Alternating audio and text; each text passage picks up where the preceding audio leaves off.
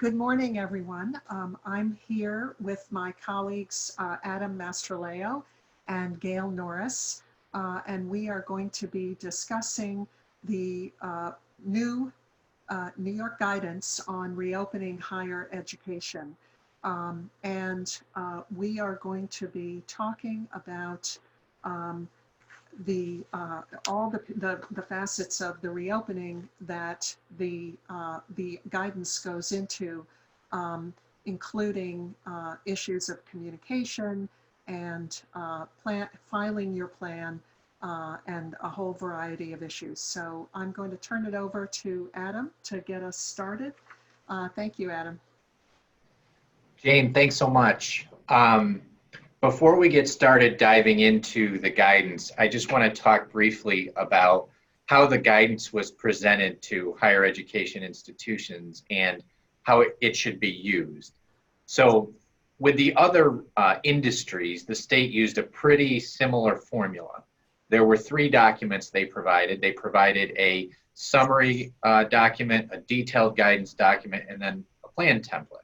And they used the same plan template for all industries that were reopening, whether it was beaches or restaurants or offices or factories. The higher education guidance, because of the unique nature of higher education institutions, is different. So the state provided us with some different documents. They again provided a summary guideline document. They provided a detailed guideline document or guidance document. But then they also provided a plan checklist. Rather than providing a template, they provided this checklist. So the way that the state intended higher education institutions to use this guidance was to start with the checklist, and the checklist tells you what topics you're going to need to cover in your plans. So for example, there are reopening topics, there are monitoring topics, there are shutdown topics that all need to be addressed in your plan. But then the state also provided guidelines that should be used to put into those topics. So here's an example. The guidelines or the checklist says that you have to have a plan for residential living. And contained in that plan, the checklist says you need to have protocols in place for social distancing. Well, so you'd see the checklist, you'd see that you need to have in your plan something or a specific plan for residential living, and you know that it needs to cover social distancing. You'd then go to the summary guidance or in the detailed guidelines, the specific requirements and recommendations related to social distancing, and you would use those and put them into your plan for residential living. So that's the way that the higher education guidance is being used. It's a little different than how the state has used the other guidance for the other industries. And I thought that was important to point out before we get started. If any of you have done plans already, let's say for your office or your administration employees, you will know what that plan looked like. This plan is going to look very different. So heading into drafting this plan, you should have that awareness. All right, so I'm going to start with the reopening. I'm going to proceed through this in the checklist format. So we're going to start with the reopening group of topics that have to be included in your plans. And those reopening topics are capacity, PPE, testing, residential living, operational activity. Next slide, please. Restart operations, extracurriculars, vulnerable populations, and hygiene, cleaning, and disinfecting. So your plan is going to have to check all of those boxes. You're going to have plans for each of these things. Next slide, please. So let's start with capacity. When the state is saying that you need to have a plan that addresses capacity, this is more of a general look at what is available at your institution, what your institution looks like, and it's more of an assessment type piece of your plan. So for example, you're going to need to have in this capacity portion of your plan a discussion of the quantity and phasing of students that you're going to bring back. So you're going to have to take a careful look at what does your population look like? Are you mostly a residential campus? Are you mostly a campus of commuters? Where are your students coming from? Where are your faculty coming from? And based on that, you'll have to make a decision about whether you want to phase in students, whether you want to bring them all back at once. Are you going to only bring back a certain percentage of students based upon your space available? So let's say you don't have enough space to maintain adequate social distance. Within your capacity portion of your plan, you're going to address that.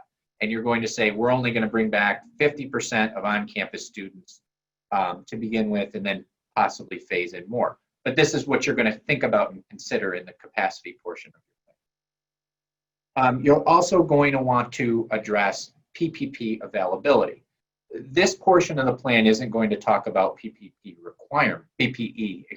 requirements, but you're going to talk about where you can procure your PPE from, what kind of PPE you're going to have available, and potentially for whom it will be available. You may need different PPE for your administrative employees than you would need for your cleaning and sanitation employees. So this part of the plan is going to give an overview of what's available for PPE, and how you're going to get it. This portion of the plan should also address what capabilities you have for isolation and quarantine. A later portion of the plan is going to address specifically what you're going to do to isolate and quarantine individuals or students who are positive or exposed. But this portion of the plan is just going to say, here's what's available. We've conducted an analysis. Here is what we can do, or what we have available to us for isolation and quarantine. The next part, I think, is an important piece, and the detailed guidance talk quite a bit about communication or engagement with stakeholders. And one of the stakeholders that it references specifically are your local medical partners. So this portion of the plan is going to have to address what local medical capacity you have available. Are you in an area where you have medical facilities nearby? Do you have a partnership with medical facilities?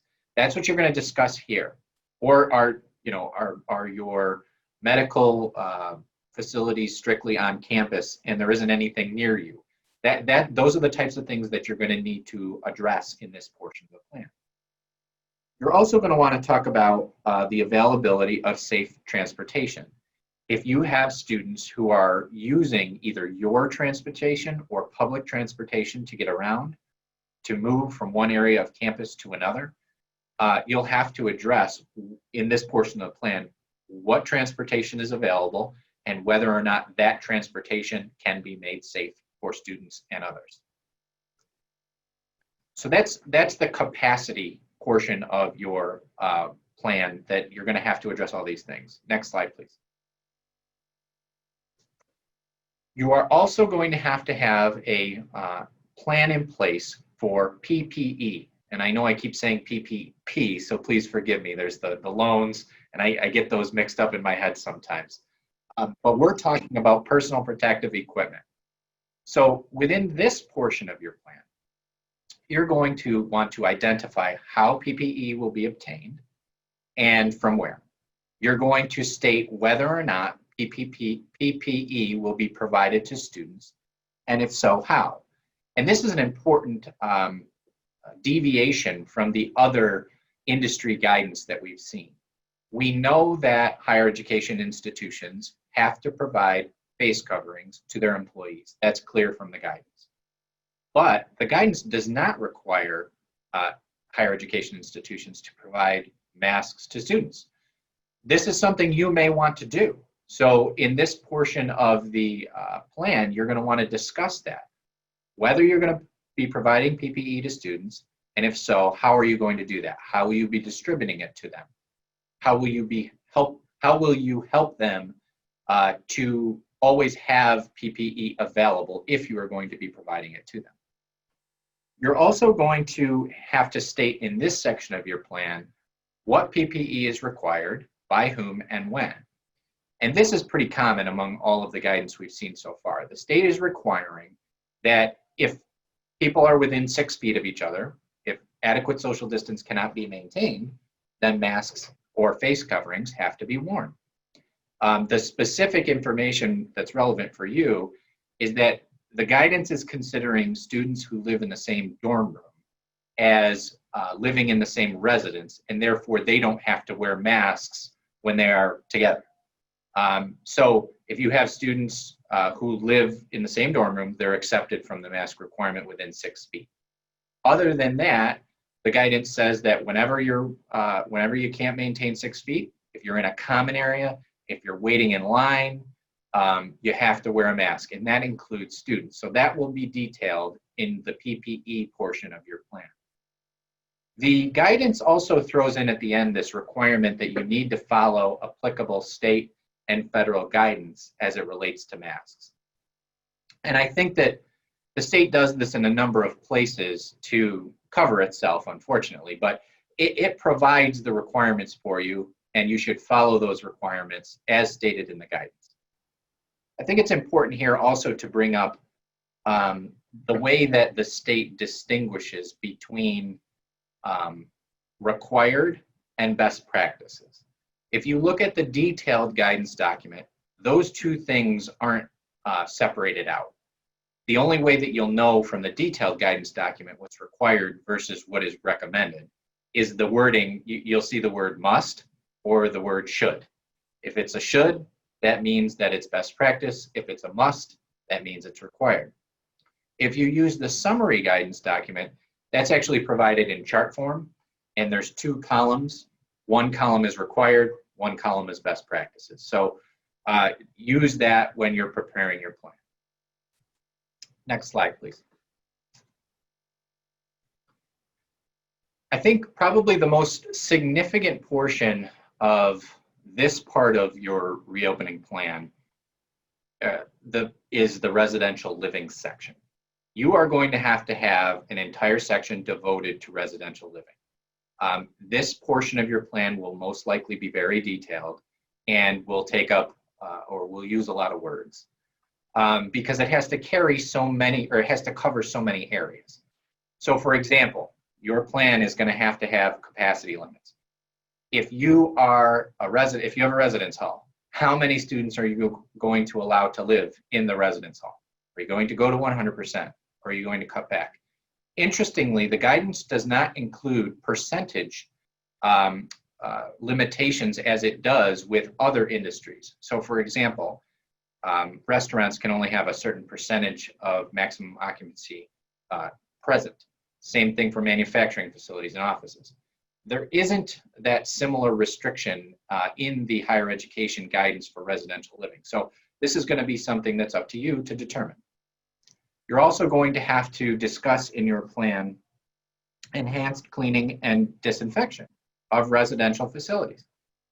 So the guidance, so this is an example where we look at the checklist. It says you have to have this enhanced cleaning and disinfection in your residential living plan.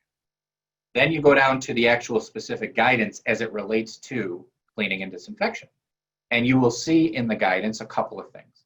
One, you're going to have to follow CDC and DOH requirements, but you would do that anyway. Two, you're going to have to maintain logs of cleaning. So these logs have to identify the date, the time, and the scope of your cleaning.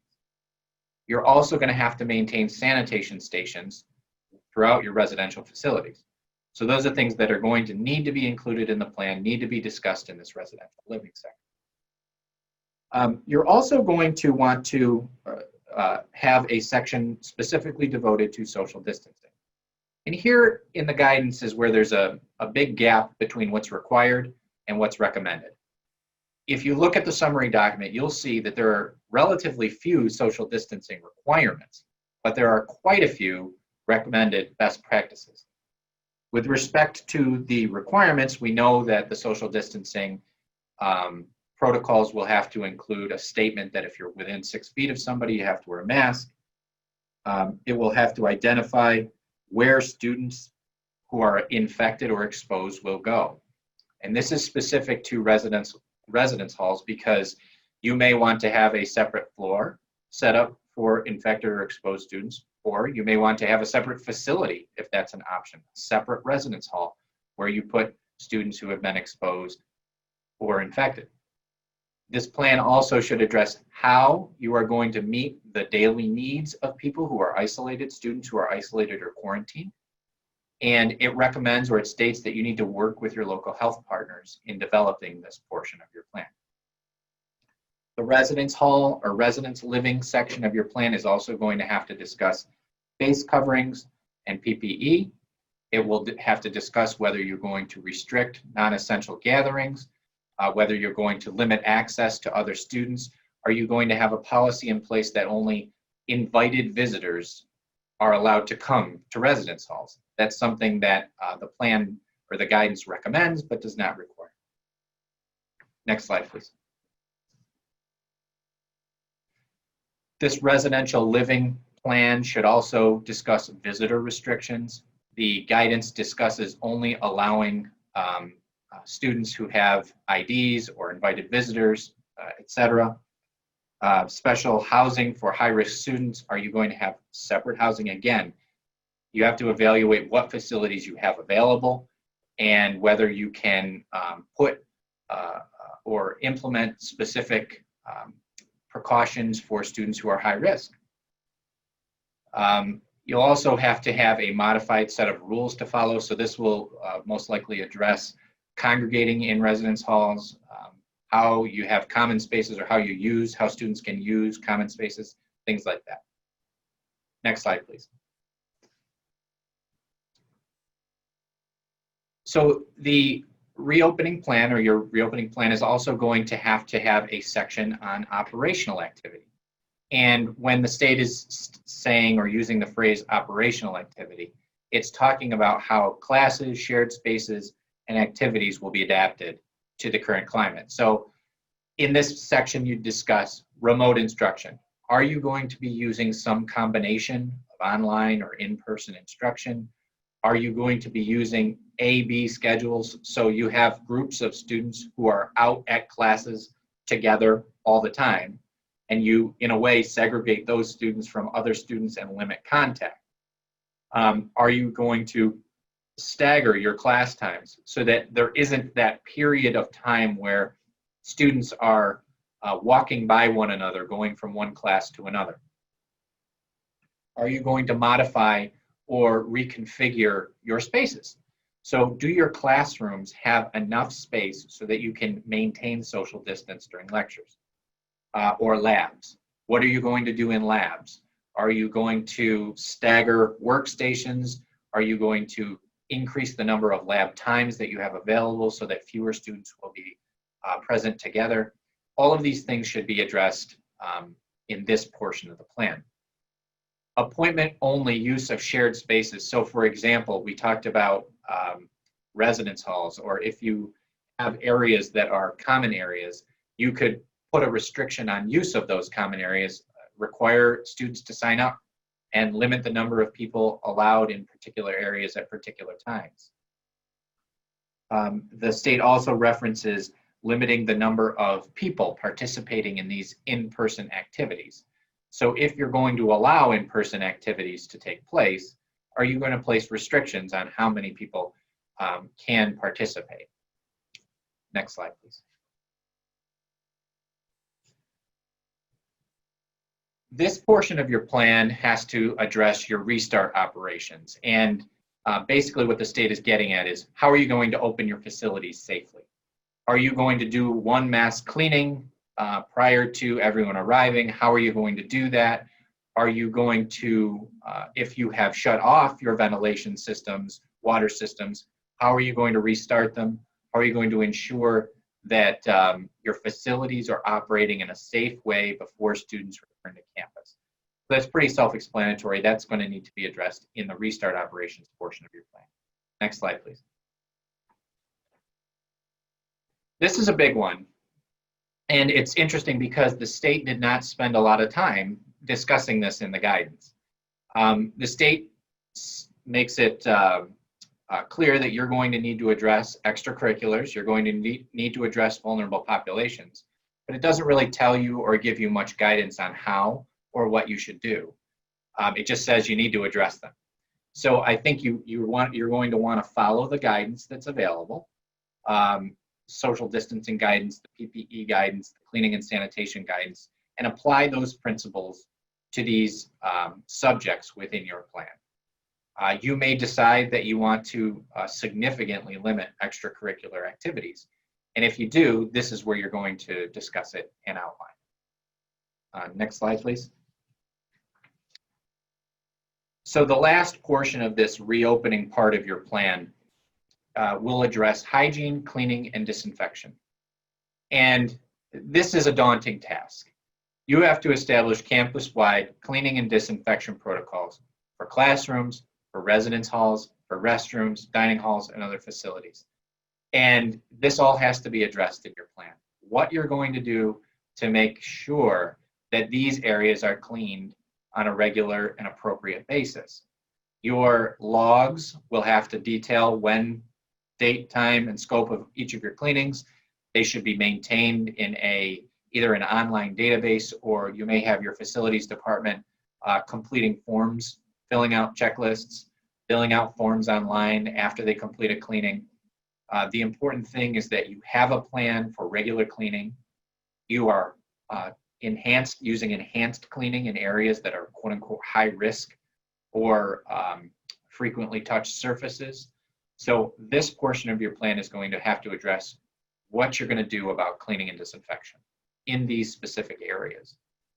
And finally, your plan is going to have to address how you're going to promote hand and respiratory hygiene, whether through signage throughout the campus, in having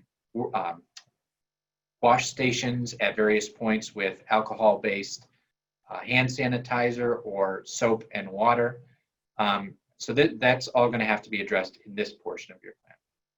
So that is it for the reopening section of your return to campus plan. There are other sections of the plan that we're going to cover right now. Great, thank you, Adam. So I'm going to talk about monitoring, containment, and contingency plans. And before I do that, I just want to make a couple of additional points. One is that having been in-house, an in-house counsel for many years at an educational institution, I can imagine that many of you are feeling unbelievably overwhelmed at this moment, looking at this requirement for the plan. And what I want to say is that yes, it's a lot of work and it seems very daunting. First of all, there are a lot of pieces that are repetitive in the plan that once you make certain decisions, it will help you to be able to answer other areas because you will have, reach certain points and know what you're doing. So I would say it's maybe not quite as daunting as it appears. But I think additionally, it's helpful to think about what are some of the purposes of the plan. Some people may be feeling like the purpose of the plan is to make life difficult, but in all seriousness, I think the plans, the requirement is there so that campuses will be able to show that they have thought this reopening through really comprehensively. It doesn't mean you have to have an answer this minute for every question, but that you have thought about how you're going to answer it and made some preliminary decisions, which may change and may require changing the plan.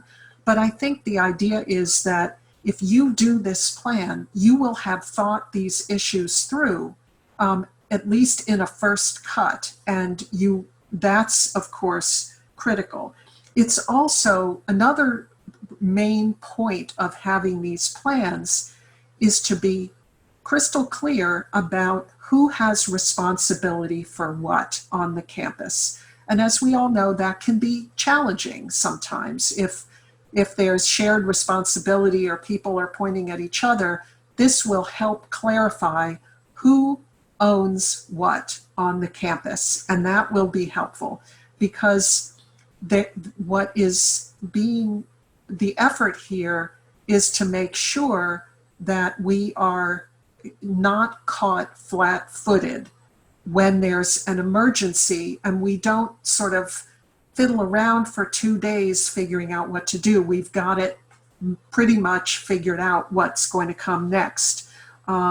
So I think the last point about what's critical about the plans is, first of all, engaging with your community as you're putting this together as much as possible, which I know is not easy, but faculty, students, staff, others, to be putting this out publicly and posting the plan on your website and other places. That means your community is aware of what the plan is, and that's also an important goal here.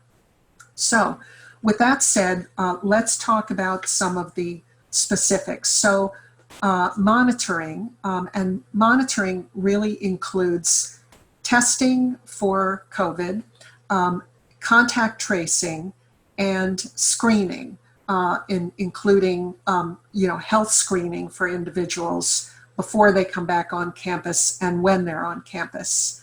Next slide, please.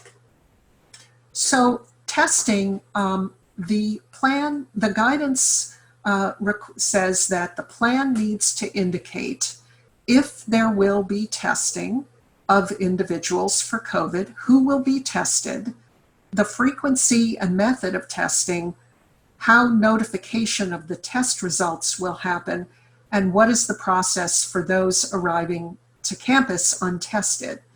And your plan needs to, or may include, and you need to decide this, you need to decide if you're going to include a provision for quarantining students upon arrival until they receive testing and a negative test result. Not a requirement, but you need to think about whether you're going to do it.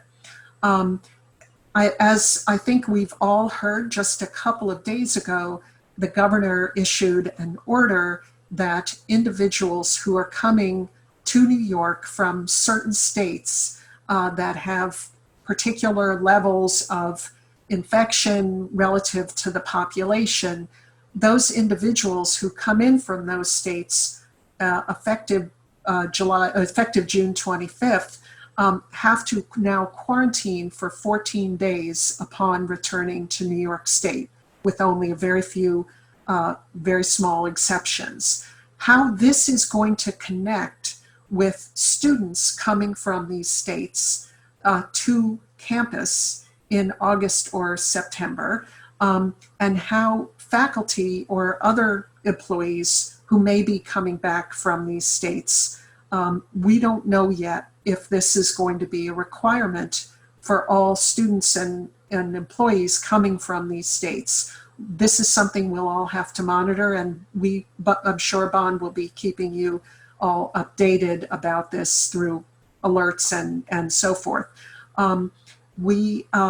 So this is going to remain to be seen. The specific states are going to be updated on a regular basis, I believe weekly at this point. So things are going to be changing, and maybe changing up till the last minute before folks are coming back to campus.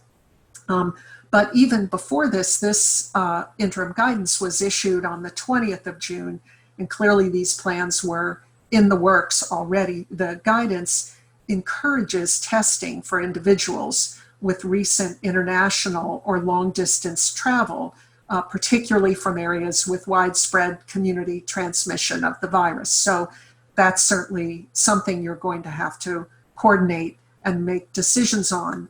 And you may not be able to decide if you want to do testing or how much until a little bit later on, but you'll need to be thinking about it now. Next slide, please. So you'll need to identify who at the campus is responsible for arranging for the testing and notification of test results. The campus can administer tests itself if it has the capacity, or contract with an outside healthcare provider.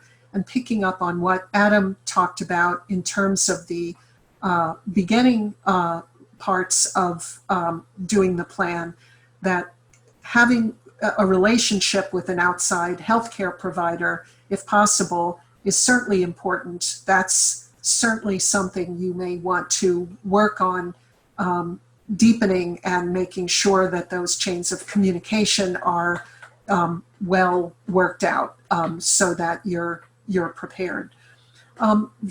Your plan should offer some contingencies. For example, instead of testing, individuals being screened for symptoms and getting temperature checks if that's needed. And I would submit that one of the critical uncertainties here is how much testing capacity will there be, and whether there will be test shortages nationally or in certain places. We know that now there are test shortages in certain areas of the country. We don't know if there will be in New York at that time. Testing is not mandatory. So it's important to make sure that there are contingencies if that's really going to be difficult. If you decide to test or want to keep the option open to test, you'll need to determine testing frequency and process, which may be for cause, which is when individuals either have symptoms or have been exposed, or for proactive monitoring. And the guidance mentions group testing. And my examples that I think are pretty clear to all of you would be an athletic team, a residence hall floor, an extracurricular group. So that you'll need to think about. And the campus will also need to define early warning signs that positive cases may be increasing to an unacceptable level, and that you'll need to define a method to monitor that. That's a bit of a tough thing to do without some kind of health guidance. I would suggest that, or suppose that this may be a little bit of an oblique signal that one positive case doesn't mean you shut down the campus, that it's suggesting that there may be more than one positive case on the campus and you're still going, but you need to think about it. Again, I think in your partnerships with health departments and health providers are extremely important here. I think you would want to be getting some advice on what would be signs that you need to be aware of from health experts. Next slide, please. Contact tracing, again, is not required, but it's an important tool. It's particularly important in a living environment like a residential campus to understand if there are individuals who become symptomatic or test positive, to understand who they've been in contact with so that containment can be done in a bit more robust way. So your best friends on this are your local health departments, the state, the county, the locality, that those entities have responsibility for contact tracing and have some capacity, we hope more and more capacity over the summer to do that. I'm not sure in New York City which department, which agency has responsibility for that now, but the city has a program, as do counties and cities around the state. So I would, again, deepen that connection and start discussing that. Some campuses I know are interested in having the students, excuse me, either working as contact tracers with these local authorities or helping to do contact tracing, but those may be items to explore. Next slide, please.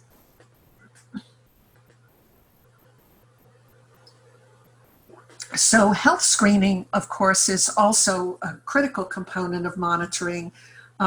And you'll need to be developing plans for regular health screening of employees, students, and visitors. And employees you need to do. The guidance doesn't specify about whether you have to screen students every day, but I think it's certainly a very good idea to do to screen at reasonable intervals that make sense for your campus. The guidance doesn't describe exactly how to do it. I'm aware of a number of institutions that are developing an online health screening questionnaire. Certainly businesses have been doing that who are already bringing people back to work. If you are developing an online questionnaire, we could talk for hours about all the nuances of that, and we won't. But I would just one of the key takeaways is try to make sure that your questionnaire is general enough that you are not getting really granular health information in your answers. So, for example, and also make it easier to answer, which probably will give you a better response rate, that to have one question that says, have you had any of these 5 symptoms? Yes, no, as opposed to saying, have you had a temperature over 100.4? Yes, no. Have you had coughs and chills? Yes, no. So you're just getting what you need in one answer.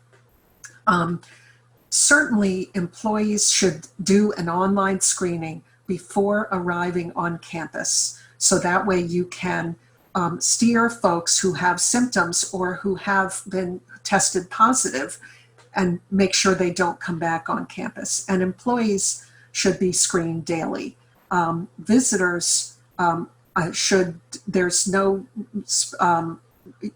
that isn't specifically addressed, but I think that visitors such as contractors or vendors who have to come on campus to fix something should be screened before each time they're allowed onto campus. I believe generally delivery people don't count as visitors, but we probably all need to keep an eye on that because there may be adjustments to that. Students should absolutely do screening before they arrive on campus, again, because you'll need to know where things stand. And then at intervals, depending on your capacity and your best judgment, along with, hopefully some health partners. Next slide, please.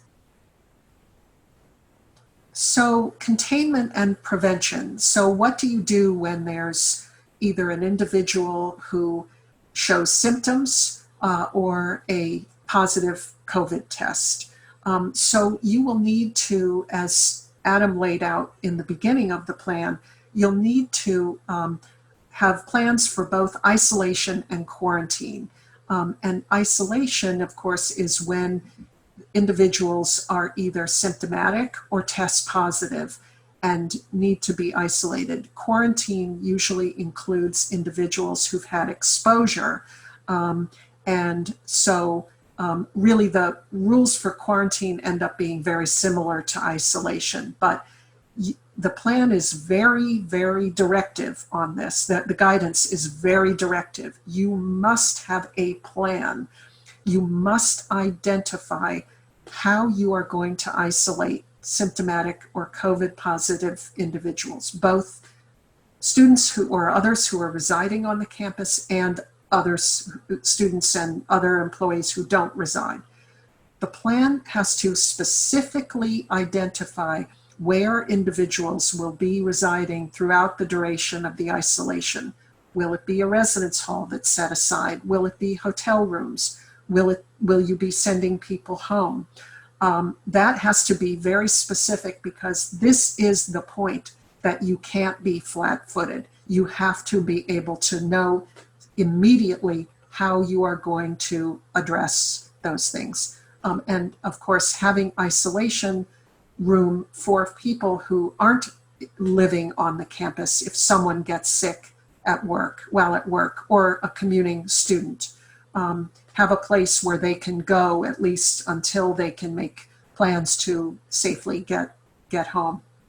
The plan has to also specifically identify support systems, including how the institution will provide individuals who are isolated with food, with medicine, and with support services, including psychosocial, which I take to be mental health and other kinds of counseling, and academic support. You'll need to be thinking through, if people are in isolation or quarantine, and if they're able to focus, will you have online, the ability for them to take courses online? How can they keep up with their classes in that circumstance? These are not easy questions to answer, but we need to start thinking about them. And then residential institutions must include plans to monitor and provide medical care and other health services to students who test positive and are in isolation, students who may need more advanced medical care or are awaiting test results. That is clearly something that you will need a partner to assist with.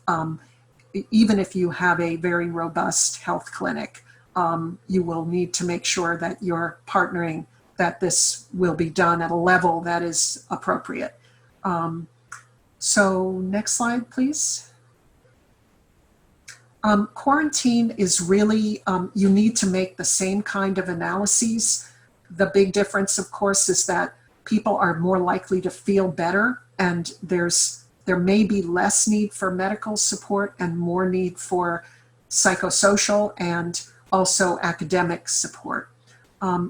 Also, with a positive test or a suspected case in terms of symptomatic individuals, as Adam talked about before, you'll need to have measures for cleaning and disinfection of exposed areas, and appropriate notifications to occupants of those areas, whether it's people where someone on their floor or in their residence hall tested positive, or someone who used the same lab, whatever it is.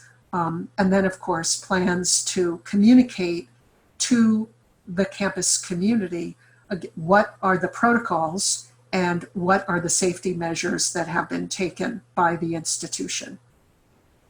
Next slide, please. And contingency plans, and this, this is the piece that regards what, as everyone is saying, be flexible, be ready to change gears, be ready to pivot. This is what contingency planning is about. And remember again that this is emergency planning in the way your institutions have done for issues like hurricanes, other weather events. It's just, this is more robust and more granular and more, we've lived through a little bit of this, and there's also a lot more uncertainty here. So you will need to create contingency plans for decreasing on-campus activities and operations. Say if there's some COVID cases and you need to shut down a classroom building or a dormitory, or you will need to create contingency plans for closing the campus. You did that before in the spring, but now you will be able to plan for it at least with a little bit more advanced preparation. So these plans have to include, at a minimum, which operations will be decreased, scaled back, ramped down, or shut down, and which will be conducted remotely. For example, presumably there are going to be plans if the campus needs to be shut down or significantly scaled back for online remote learning and remote academics. What other kinds of activities might be conducted remotely? What will be the process to conduct an orderly shutdown, which may include phasing, milestones, and the involvement of key personnel? Again, who's in charge, who owns this? for residential institutions, how students would safely depart campus in a shutdown, and consideration for policies for students who might not be able to leave quickly, obviously including international students, which you all lived through this past spring, and how you might deal with that and might include some lessons learned.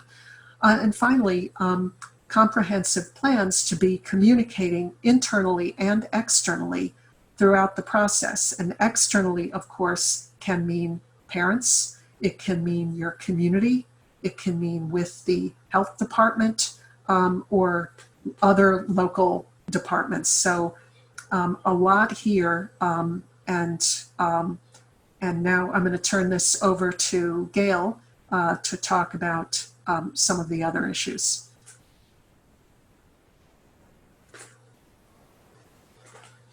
Hey, thanks, Jane. Can everyone hear me? Jane, okay, good. I had trouble hearing Jane. Oh, sorry. Okay, as if all of that isn't overwhelming enough, in the state guidance for higher ed, the state also requires that higher ed institutions look at the industry guidance that's already applicable to other industries where those components operate on campuses as well.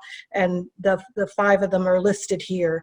So what we've done to try to help you is gone through each of those applicable guidances and pulled out probably some of the more important things that are you're going to need to think about in advance for opening your campuses. Next slide. The first industry that is guidance that you need to take a look at is food service. Obviously, physical distancing for staff and customers is required. So you're going to think about how students wait in line during popular times at food kiosks, or how you're going to govern attendance at dining facilities. No cafeteria style self-service is allowed under the food guidance. So salad bars where students would help themselves, for instance, is going to be something that's not going to be allowed. You can have cafeteria style food if the food service worker who's masked is the one that puts things on plates. So you can have someone staff a salad bar, but the students can't help themselves. Face coverings are required for staff at all times. Face coverings are required for customers or students at all times when not seated. And again, seating for physical distancing is going to have to be 6 feet apart from each other. Direct foot traffic is necessary to maintain distancing. What that means in your various food kiosk areas and dining halls, you'll need to think about. Consider your capacity limitations in dining areas and how you're going to get everybody through. Do you need to assign particular times for people to help with congested, popular eating times? Condiments and salad dressings and that kind of thing that you're used to having out for all students is supposed to be single use. Silverware and straws need to be prepackaged or pre-rolled so that the trays of silverware that is typical in dining halls is not something that's possible right now. And obviously a robust cleaning and disinfecting protocol for as shifts turn over in both your staff and students in their seating and how things will be cleaned. Next slide. The research in higher ed's been out for a while, so those of you that wanted to continue research sooner were able to do so. So I just think you need to rethink about the fact that there may be more people in labs now than there were over the summer if kids come back to campus. Having shifts or sign-ups to make sure that there aren't going to be too many people in a lab when kids come back and some of the labs are more populated, it'd be a good thing to consider. You're going to have to continue the protocols for cleaning and disinfecting shared equipment and other high-touch areas, and whether those protocols need to be changed for more frequent student use is something you need to consider. Face covering is required when you can't maintain social distancing in the lab, and especially if there's any human subject research being done, you're going to need to be really careful when interfacing with human subjects. Travel and visitors is a big thing that happens in labs with sharing and academic exchanges. You need to think about that and how you allow visitors and how you allow those in your campus from traveling elsewhere, especially outside the area with the travel ban in the U.S. And what kind of restrictions you're going to be put on that. And that some lab practices that might have been common in the old days, pre-COVID, such as, eating or other kinds of social congregation in the lab, you're going to have to make sure that's not.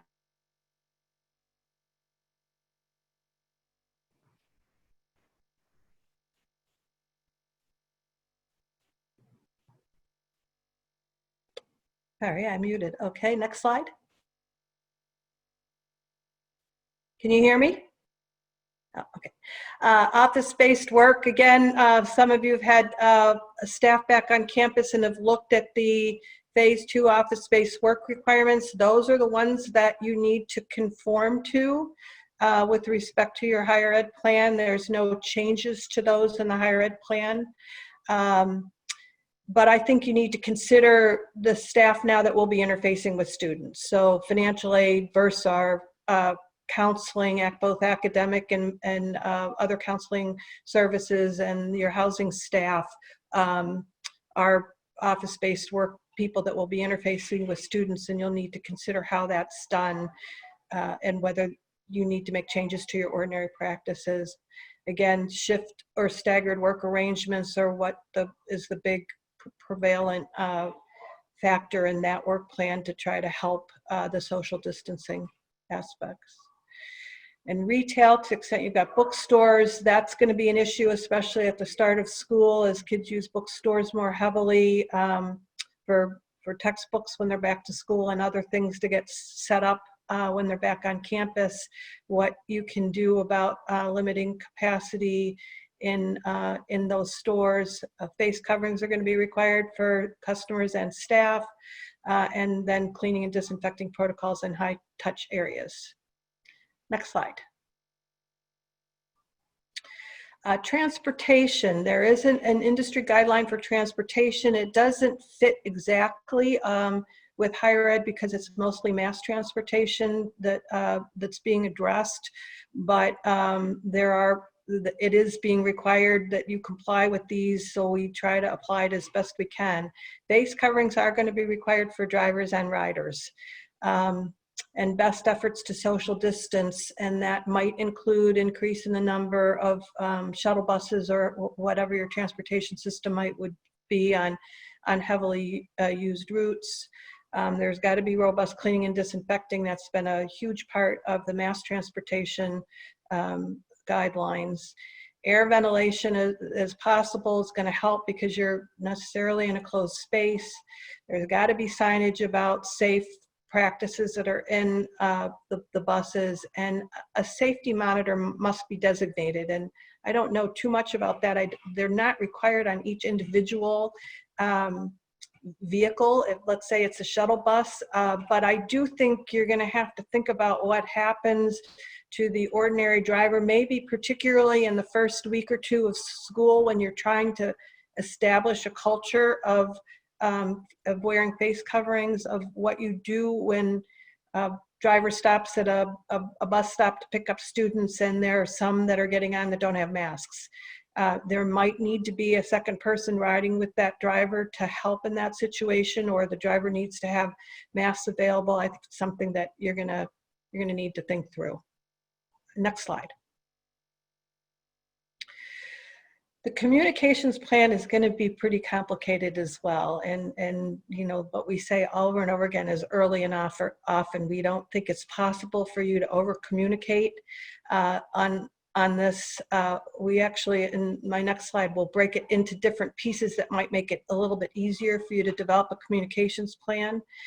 The guidance specifically says that the communication plans, and actually your whole safety plan, should be developed with the input of members of your campus community. That would certainly include faculty, staff, maybe members of unions, and then if there are other community people that have an interest, include them as well.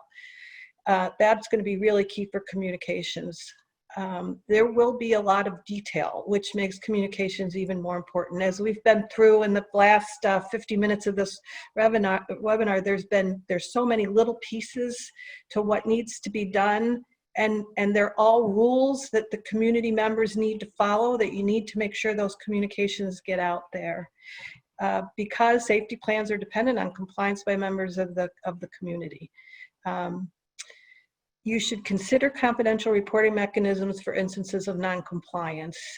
It would be a shame for colleges and universities to spend the kind of resources and money that they're going to in making sure you've got a safe campus, only to have people blow them off, so to say, and shut down your campus quickly because people aren't following the rules. That's going to be a communication challenge.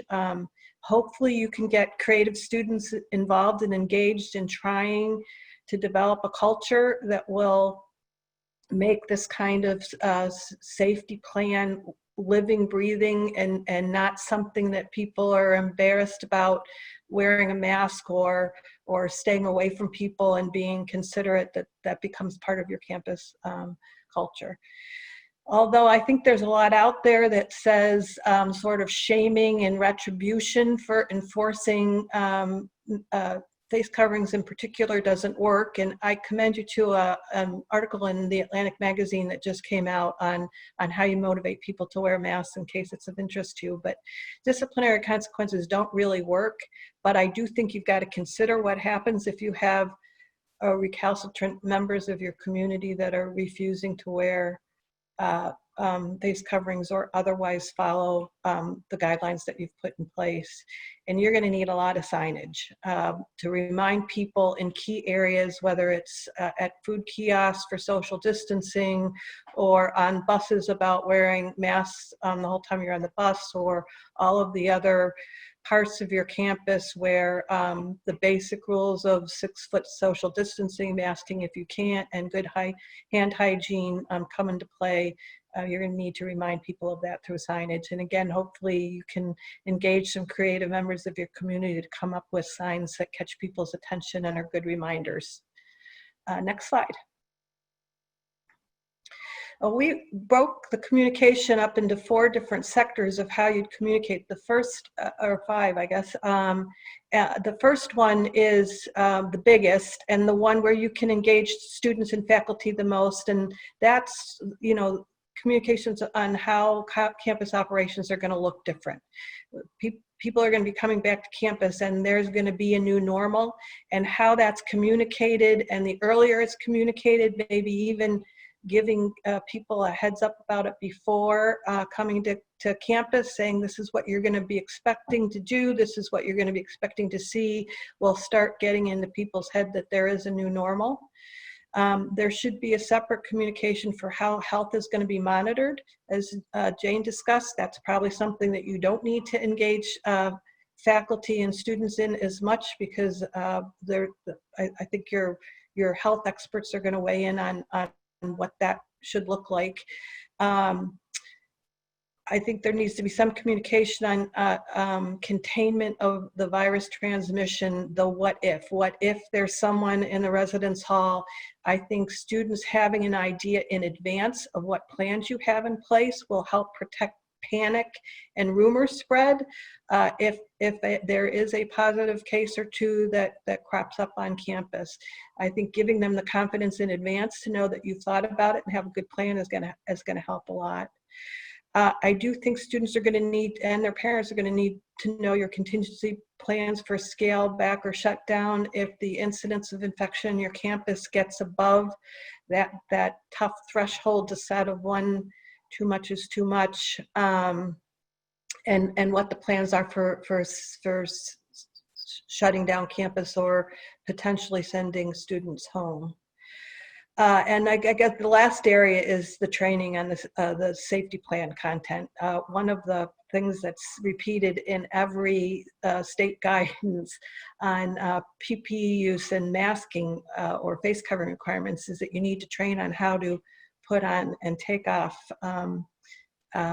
face coverings, which I find a little ironic, but it is in there. And so I do think the idea that you need to train everyone, and it's part of communications. I guess communications really is training in this aspect. You need to let people know what those rules are and train them on how to follow them. Next slide. The state has some very different requirements to reopen for higher ed than they do for any other industry, and I think it is also shows you where their concern is with the public health risks of bringing students from different areas of the country and perhaps the world onto campus. So the guidance has a link that you need to use to submit your institution safety plan, and it's to the Department of Health. You know, although all other industry guidance has been done through the Empire State Development Organization, this safety plan needs to be submitted to the Department of Health. I believe that's mostly because they're very concerned about the monitoring, the contact tracing, the contingency plans, the quarantine and infection control plans that happen on campus. Not that all of the other operational plans aren't important, but I think those are the ones that are getting heightened concern from the state. So you need to submit your safety plan to the state. These are called interim guidances, so we do expect that the plan will be iterative. And whether you break it up into different pieces so that you could submit updates to pieces of your plan instead of the whole plan with tiny little updates, for instance, in infection control or extracurricular activities that might develop as the semester goes on, you will need to update your plan if you change it in any way. And the Department of Health may also require you, pursuant to the language in the guidance, to modify your plans to the extent necessary to ensure compliance with the guidance, which again can change since it's interim and be updated along the way. The guidance also has a separate link that requires institutions to affirm that they have read the guidance and understand your obligation to reopen in accordance with it. So you'll need to do both of those things in order to be able to reopen pursuant to the guidance. I know we're a little bit over time. I think we've answered some of the questions. A lot of the questions on this link about affirmation of the requirements and the actual safety plan, there have been some questions about if you have subcontractors, for instance, or contractors or vendors that do your dining facilities or do your residence halls. Do you have to submit their plans? There isn't any clear answer to that, but our best advice at this time until there is an answer is yes, we think you should, since it's under your umbrella of the campus that these dining facilities or residential facilities are operating, that you submit their plan. But we would also recommend that you get the vendor contractor to also affirm that they're aware of the requirements and comply with them as well. But we know that's a lot that's been presented. Your plan is pretty overwhelming. We're going to keep you updated as we can with any new guidance. If there is a deeper dive you need on any of this, or there's portions of this you want us to do again in a more focused webinar, we'd appreciate that feedback. We're taking the lead from you on what you're having trouble handling and not so much trouble handling in this pretty overwhelming plan. So please give us your feedback either on the survey that's available at the end of this or through email to any one of us. Well, thank you for participating and have a great day.